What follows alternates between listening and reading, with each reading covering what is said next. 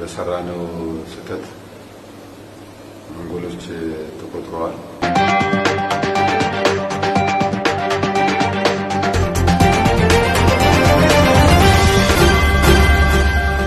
ኦዱቴኛ ጀልቀባቲን ካፋው ፊ አባኦን ማሪን ገገይሳ ቱራን ፊላኖ ዱፋ ጅሩፍ ቆጳኡዳፍ ካንካየፈቴዳ ጀደሜ ገመብራቲን ቆንዳሌ ኦላናን ኮንግረሲ ፌደራል ኦሮሞ ማሪ ቲበና ዳቦሌ ለማን ኩን ገገይሰን ቃማን irratti argamanis eenyutu marii sana baasii guutuu baasuudhaan qopheesse kan jedhu ammayyuu hin beeku jedhan. Dhaaboleen lamaan Oromoo gurguddoon mootummaan ce'umsaa isaan gaafatan eessa gaheera kan jedhu irratti waan gaafatamaniif deebii kennaniiru gabaasa bal'aa dhageessu. Oduu biraatiin taphni kubbaa miilaa diinota lama jidduutti gaggeeffame injifannoo Ijiptiin xumurame. Gama biraatiin taphni kubbaa miilaa eegaluutiin dura Ijiptii fi Itiyoophiyaan wal dhabanii ibsa gaazexeessitootaaf kennuuf turan haquus EJM odeeffateera. Kun kanaan osoo jiru ilmi Oromoo goolii eegaa tahee Itiyoophiyaa qaanii jalaa eda hambisee jira jedhamuun jajame. Tapha kubbaa miilaa Itiyoophiyaa fi Ijipti jidduutti taphatamee fi ijoo dubbii tahee irratti gabaasa bal'aa qindeessineerra. Oduu biraatiin hanna cimaa humna ibsaa biyyattii irratti raawwatameen baha Oromiyaatti ifaan dhaamuu humni ibsaa biyyattii beeksise. Kana qofa osoo hin taane guyyoota 3 daandiin Itiyoo Jibuutis hojii dhaabeera. Gabaasa bal'aa dhageessu. Oduu teenya xumuraatiin miidiyaan guddichi UAE Itiyoophiyaa gadhiisee bahuudhaaf murteessuun dhaga'ame. Kanaanis ALN News hojii dhaabeera. Gabaasa bal'aa isin biraan geenya akkam jirtu daawwattootaaf hordoftoota Anolee Global Media. Oduu odeeffannoo keenya guyyaa irraa tokko jennee jalqabneeti jirra. Odeeffannoo keenya ijoo isaa dhageessan guutuu isaa isin biraan geenya.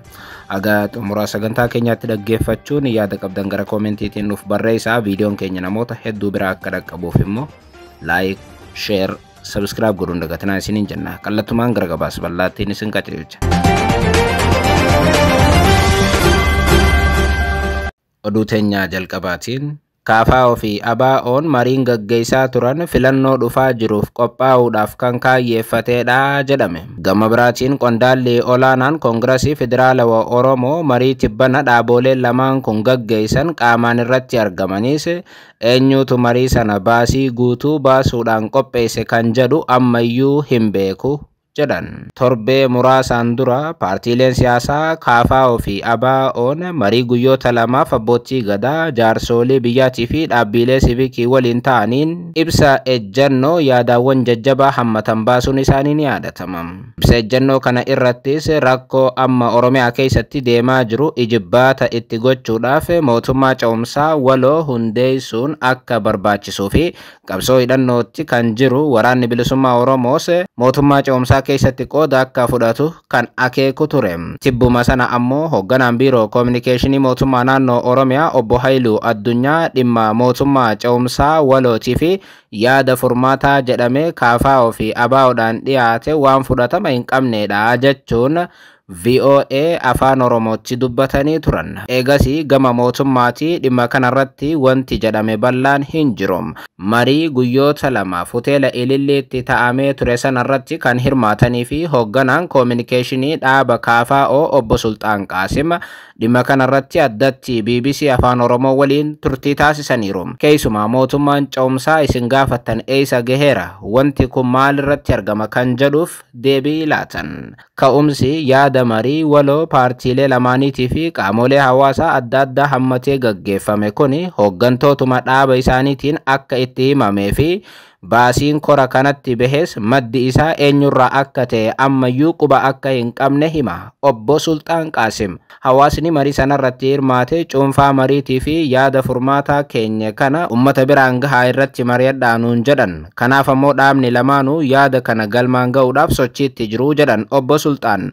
Haa ta'u malee mariin sun erga taasifamee torbaawwan muraasni darbuus cuunfaan marii sanaatii fi dhimmi yaada furmaataa jedhamee dhiyaate haga ammaatti mootummaatti dhiyeessanii akka hin haasa'amnes ni dubbatu. Obbo Sultaan Qaasim ibsa yeroo sana karaa biiroo communication'itiin jedhames dhageenyerraa kan jedhan Obbo Sultaan kun waanuma eeggamuudha jedhan. Isaan ejjennoo akkasii qabaachuu malu. Nutis gaaffii sabaa gaafachuu adeemsa kennanii fudhachuu jedhuun itti fufnee kan deemnu taha jedhan Sultaan Qaasim.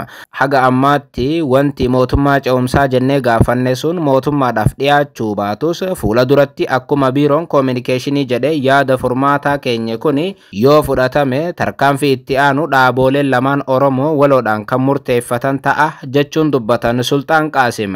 Rakkoon biyya keenya waan torbaanotatti furmaata argatu miti kan jedhan qondaalli KFO kun rakkoo walxaxaatu jira. Kanaaf ammoo torbeewwan keessatti furmaata argachuu qaba jennee waan jarjarruuf hin qabnu jedhan. Yeroo fudhate rakkoon Oromiyaa keessaa furmaata siyaasaa argachuu qaba jennee immoo ni yaannaa jedhan. Tattaaffiin amma dhaaboleen siyaasaa lamaan taasisaa jiranis rakkoo Oromiyaa keessaa kana furuudhaaf carraa harka 100 qabna jechuu osoo hin taane carraa xiqqoon harka 10 taatulleen yoo jiraatte yaaluu qabne ejjennoo jedhuun itti seenan jechuun carraa jiru hunda fayyadamuudhaaf akka yaalaa jiran dubbatan. Obbo Sultaan Qaasim gama biraatiin filannoo biyyaalessaa Itoophiyaa itti aanuuf yeroo waggaa tokko ta'uutu hafee jira kan jedhan Obbo Sultaan Qaasim mariin amma dhaaboonni siyaasaa Oromoo taasisan kun filannoo as deemaa jiru kanaafuu haala mijataa uumuudhaaf kan gargaaru akka ta'e himan jechuun filannoo dhufuufis qophii duraa akka ta'e dubbatan. Filannoo haqa qabeessa gaggeessuudhaaf jaarmiyaaleen dimokiraasii bu'uura ta'an riiformiin taasifamuu qabu kan jedhu ijoo marii keenyaa ture jedhan. Filannoo dhufu kanaan dura wanti hundi mariidhaan furmaata argachuu qaba jennee kan yaannu kana jedhan. Filannoo darbe irratti KFO fi ABO'n akka filannoo irratti hin hirmaanne danqaa kan ture waltajjiin siyaasaa dhiphatee ture kan jedhan Sultaan Qaasim hooggantoonni hidhamanii biiroon keenyas cufamee dhaaboota harki fi miilli hidhamee yennaan filannoo keessaa akka hafnu taanee jedhan. Ammallee filannoon haqa qabeessi akka gaggeeffamu kan barbaadamu yoo ta'e rakkooleen nuti eerre suni mariidhaan furamuu qabaa jedhan Sultaan Qaasim. Kuni itti gaafatamni guddaan kan mootummaati. Gaaffii keenyaaf gaaffii saba kanaatiif deebii kennuu qabas jedhan. Qondaalli Koongirasii Federaalawaa Oromoo gaaffiilee fi yaadonni furmaata marii waliinii ABO fi KFO qooda fudhattoota adda addaa hirmaachisuun dhiyaate kuni gama mootummaatiin fudhatame carraan mariidhaan rakkoo furuu yoo hin jiraanne garuu carraan filannoo haqa qabeessa gaggeeffamuutis gaaffii keessa akka galu akeekan. Oduu biraatiin taphni kubbaa miilaa diinota lama jidduutti gaggeeffame injifannoo Ijiptiin xumurame. Gama biraatiin taphni kubbaa miilaa eegaluutiin dura Ijiptii fi Itoophiyaan wal dhabanii ibsa gaazexeessitootaaf kennuudhaaf turan haquus AGM odeeffateera. Kun kanaan osoo jiru ilmi Oromoo goolii eegaa tahe Itoophiyaa qaanii jalaa eda hambiseera jedhamuun jajame. Haaluma kanaan gareen kubbaa miilaa biyyaalessa Itoophiyaa Waaliyaa jedhamu waancaa addunyaa bara 2026 irratti hirmaachuudhaaf taphachaa jiruun Ijiptii 2 itti galchuudhaan Waaliyaan immoo 0 galuun injifatamte. Tapha garee shanaffaa Morocco istaadiyeemii Larbi Zawlaatti galgala sa'aatii 6 irraa eda eegalee haga sa'aatii 7:40 deeme irratti taphataa Liverpool Mohamed Salah fi taphataan cimaan sarara fuula duraa Zizo goolii galchuun Itoophiyaa 2 itti naqaniiru. Ijiptii fi Itoophiyaa miseensota hundeessitoota Konfedereeshinii Kubbaa Miilaa Afrikaa yoo ta'an yeroo 18ffaaf eda wal arguu isaaniiti. Haaluma kanaan Ijiptii yeroo afuraffaadhaaf waancaa addunyaa bara 2026 kan Kaanaadaa, Meeksikoo fi Ameerikaan waliin qopheessan irratti hirmaachuudhaaf dursaa jirti. Sababa hanqina istaadiyeemiitiin taphoota isaa Morokootti taphachaa kan jiru gareen biyyaalessa Itoophiyaa taphoota 18 Ijiptii faana taphateen yeroo 13ffaaf Ijiptiin eda mo'amuu isaati. Tapha diinota lama jidduutti gaggeeffame kana booda Itoophiyaan injifatamuun atakaaroo biyyattiitti uumeera. Akkuma beekamu Ijipti faana kan taphatamu tapha kubbaa miilaa qofaa miti. Siyaasni jabaanis ni jira. Biyyoonni lamaan waggaa 14 as diina seenaa tahaniiru. Sababiin isaas waa'ee dhimma laga Abbayyaatiin wal qabatama. Mo'amuu Itoophiyaa kanaan wal qabatee hedduun namoota yaada garaagaraa kennaa jiru. Gariin namoota taphataa beekamaan addunyaa bakka jirutti Itoophiyaa irraa waan guddoo eeguun dabaa jechuun dubbatu. Jechuun garee biyyaalessa Itoophiyaa irraa duraanuu abdiin guddaan akka hin jirre himu. ምስገን ጌሙ ተወሰነ እንግዲህ ጎል እስኪቆጠር ድረስ እኩል ስንገዳደር ነበር። በሰራነው ስህተት ጎሎች ተቆጥረዋል። Gama biraatiin wayita lammiileen Itoophiyaa dhimma kanarratti falmii gaggeessanitti guyyaa kaleessaa Ijiptii fi Itoophiyaanuu bakka taphaatti wal dhabuun dhaga'ameera. Kanaanis ibsi gaazexeessitootaaf kennamuuf yaadame haqamuu odeeffannoon EJM argatanii ibsam. Taphni Morokootti gaggeeffamuutiin dura leenjistoonni fi kaapiteenoonni Itoophiyaa fi Masrii ibsa kennuudhaaf beellama qabatanii turan. Ibsi kun guyyaa kaleessaa ganamani kennamaa jedhamee haalaan kan eegame yoo ta'u, boodarra garuu sagantichi haqamee yeroo biraatti dabre jedhame.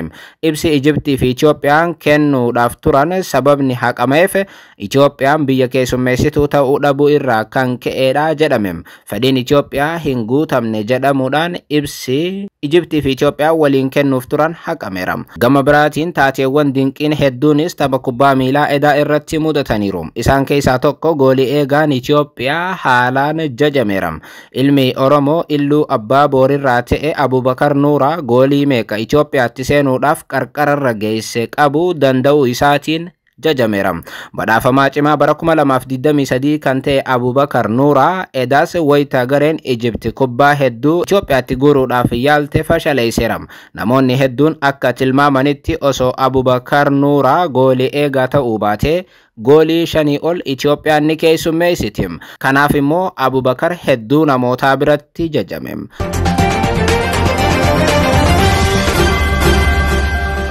Oduu itti aanuun hanna cimaa humna ibsaa biyyattii irratti raawwatame baha Oromiyaatti ifaan dhaamuu humni ibsaa biyyattii beeksise.